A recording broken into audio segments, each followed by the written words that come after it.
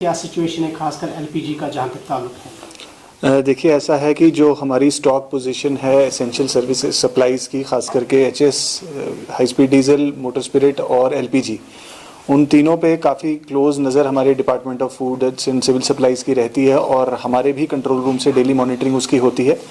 और आज की मैं सप्लाई पोजीशन की बात करूं तो एलपीजी के हवाले से हमारे पास 13 दिन का स्टॉक जो है कश्मीर डिवीज़न में एज अ होल अवेलेबल है और हमारे पास स्टोरेज कैपेसिटी तकरीबन 15 से 20 दिन की रहती है जब हम मैक्सिमम कैपेसिटीज़ पर अगर हम स्टोर करते हैं तब भी।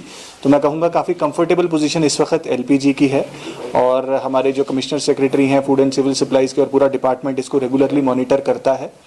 उसके साथ साथ ही एक सिमिलर कंफर्टेबल पोजीशन हमारे पास पेट्रोल और डीजल की भी है और 15 से 20 दिन की सप्लाई उन दोनों कंपोनेंट्स की भी हमारे पास डिवीज़न में अवेलेबल है। और मेरी आप लोगों के ज़रिए सभी लोगों से, आवाम से यही अपील रहेगी कि जो भी सप्लाई पोजीशन का स्टेटस है उसके लिए केवल और केवल ऑफिशियल अपडेट्स पर रिलाई करें, जो डिपार्टमेंट के द्वारा इन्फॉर्मेशन दी जा रही है उनकी तरफ से आ रही है उसी के ऊपर रिलाई करें। उसके अलावा किसी किस्म की पैनिक बाइंग की हमें इस वक्त ज़रूरत नहीं है। गवर्नमेंट ऑफ इंडिया की और गवर्नमेंट ऑफ जे.एंड.के दोनों की काफ़ी क्लोज वॉच इस पोजीशन पर है और अगर ऐसा कुछ सिचुएशन या कुछ डिसीजंस होते हैं तो गवर्नमेंट की तरफ से ऑफिशियली लोगों तक पहुंचाए जाएंगे। तो उसमें काफ़ी ज़्यादा पैनिक भी अभी लोगों में देखा जा रहा है। हमने देखा कि पेट्रोल पंप्स पर काफ़ी ज़्यादा भीड़ रहती है। इसी तरह जो गैस सिलेंडर्स को लेकर भी काफ़ी ज़्यादा खर्चात है कि शायद जो सप्लाई है वो ख़त्म होने जा रही है।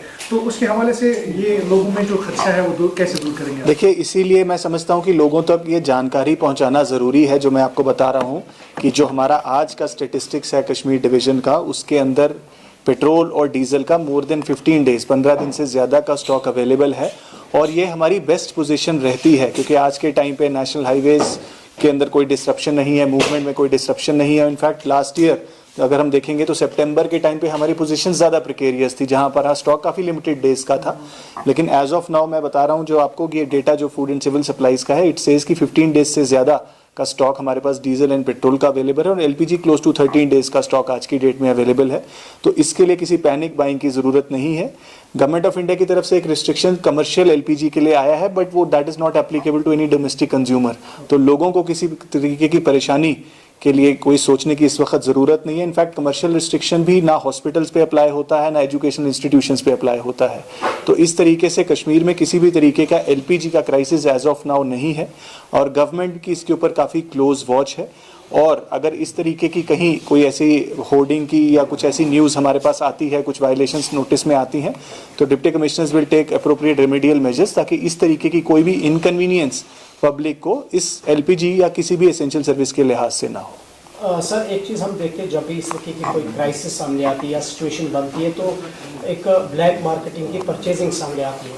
तो अभी चूँकि जैसे बाकी साथियों ने कहा कि चाहे वो एलपीजी हो या फिर पेट्रोल हो, डीजल हो, तो इस सारी चीज़ों को लेके गवर्नमेंट की क्या डायरेक्शंस और खासकर जो एलिमेंट्स इस सिचुएशन का नाजायज़ फ़ायदा उठाते हैं? देखिए, ऐसा है कि गवर्नमेंट की डायरेक्शंस हमेशा से ही क्लियर रहती हैं, ना केवल आज की सिचुएशन पर। जब भी ऐसा भी कोई सिचुएशन प्रेजेंट होती है तो एसेंशियल सर्विसेज में इसीलिए ये चीज़ें काउंट होती हैं, चाहे वो पेट्रोल है, डीजल है, एलपीजी है, कि इसके ऊपर किसी प्रकार की ऐसी एक्टिविटीज़, चाहे वो होर्डिंग है, चाहे ब्लैक मार्केटिंग है, वो अलाउ नहीं की जाएंगी। और उसके लिए जो डिप्टी कमिश्नर्स हैं उन्होंने अपने स्क्वाड्स भी कंस्टिट्यूट किए हैं और मेरी सभी जो डीलर्स हैं, ऑयल मार्केटिंग कंपनीज़ हैं, उनसे भी अपील रहेगी। आई एम श्योर डिपार्टमेंट ने अपने एंड पर उनके साथ ज़रूर बात की है, पर मेरी आप लोगों की जानिब से भी एक अपील ये रहेगी कि हम इस चीज़ का ख़ास ख्याल रखें क्योंकि सप्लाई पोजीशन हमारे पास कंटिन्यूसली अपडेट होती है एंड वी आर अवेयर कि क्या सप्लाई पोजीशन आज की डेट में, क्या स्टॉक पोजीशन है। तो आज की डेट में हम बड़ी कंफर्टेबल पोजीशन पर हैं, तो there is no reason for anybody to panic. और अगर कोई ऐसे एलिमेंट्स इस एक्टिविटीज़ में एंगेज होते हैं उसके लिए हमारे डिस्ट्रिक्ट कंट्रोल रूम्स एक्टिवेटेड हैं। हमारा श्रीनगर में भी डिविजनल लेवल जो integrated command and control centre है उस पर भी लोग अपनी ऐसी कंप्लेंट्स जो हैं वो बता सकते हैं और जो इमीडिएट एक्शन है ऐसे लोगों के खिलाफ किया जाए। अगर सर ये वार प्रोलॉन्ग चलता है तो उसमें अल्टरनेट वेज क्या आपके रहेंगे? जैसे कि पहले केरोसिन हुआ करता था या फायरवुड हुआ करता था, क्या इस तरह के अल्टरनेटिव्स हमें देखने को मिलेंगे? देखिए, आई एम श्योर इसके अंदर गवर्नमेंट ऑफ इंडिया और गवर्नमेंट ऑफ जे.एंड.के दोनों में आई एम श्योर कुछ ना कुछ ऐसी स्ट्रैटेजी के ऊपर वो वर्क कर रहे होंगे कि क्या मेजर्स होने चाहिए। मेरे पास इस वक्त ऐसी कोई इन्फॉर्मेशन नहीं है बिकॉज मैं समझता हूँ ऐसी कोई सिचुएशन इस वक्त हमारे सामने नहीं है जिसके बारे में हमें इस लेवल पर, डिवीजन लेवल पर सोचने की ज़रूरत है। पर ऐसा कोई भी अपडेट अगर हमारे पास आता है तो हम ज़रूर आपके साथ शेयर करेंगे।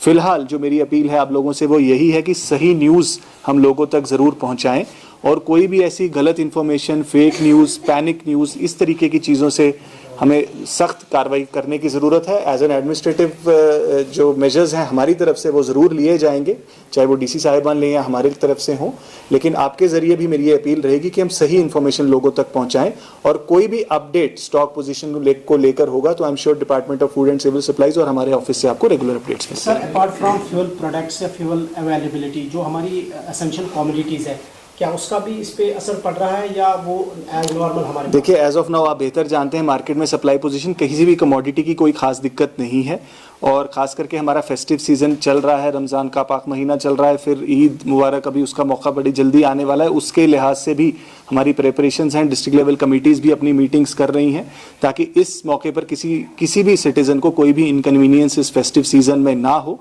और उसके लिए जो मार्केट इंस्पेक्शंस हैं उनकी तादाद भी बढ़ाई जा रही है, चाहे वो हमारे फूड सेफ्टी ऑर्गेनाइजेशन की तरफ से टीम्स जा रही हों क्वालिटी ऑफ फूड इंस्पेक्शंस के लिए, प्राइस कंट्रोल की बात हो या लीगल मेट्रोलॉजी की तरफ से इंस्पेक्शंस हो, उसके ऊपर भी जो है कार्रवाई पिछले 15 या 20 दिन में बढ़ाई गई है और आगे आने वाले एक हफ्ते में आप देखेंगे काफ़ी सारी इंस्पेक्शन उनकी तरफ से रहेंगी। Thank you.